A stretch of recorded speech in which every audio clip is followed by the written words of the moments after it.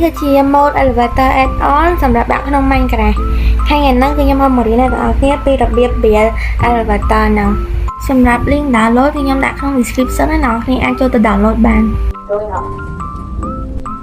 សម្រាប់ចដាខ្ញុំនឹងដែរអ្នកទាំងអស់គ្នាអាច build បានរហូតដល់10ជាន់អ្នកទាំងអស់គ្នាអាចយកទៅ decor ផ្ទះក៏បានឬអគារអីចឹងណាជាហ៊ានដំបូងអ្នកទាំងអស់គ្នាត្រូវដាក់ប្លុកអី 5x5 ហើយអ្នកទាំងអស់គ្នាដាក់ stop ហ្នឹងនៅចំកណ្ដាលតបមកយើងវាឡើងទៅលើ4ប្លុកដើម្បីដាក់ទ្វារចដាយន្ត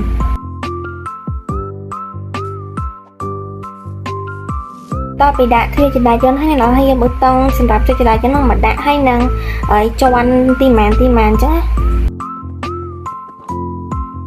តពីដាក់រួចហើយយកប្រអប់ចដាយន្តហ្នឹងទៅដាក់ចំប៊ូតុង stop ហ្នឹងតែប៉ុណ្ណឹងគឺហើយមួយជាន់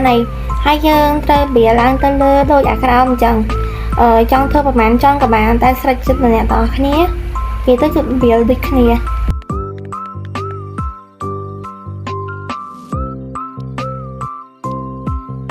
ពេលវាហើយអ្នកគាត់អាចជិះប៊ូតុងហ្នឹងមកចដាយន្តហ្នឹងនឹងឡើងមកចន់ទី2យើងហើយមើល elevator ហ្នឹងគឺលុយមែនតើបានអ្នកទាំងអស់គ្នាមានចម្ងល់អីអាច comment សួរខ្ញុំបាន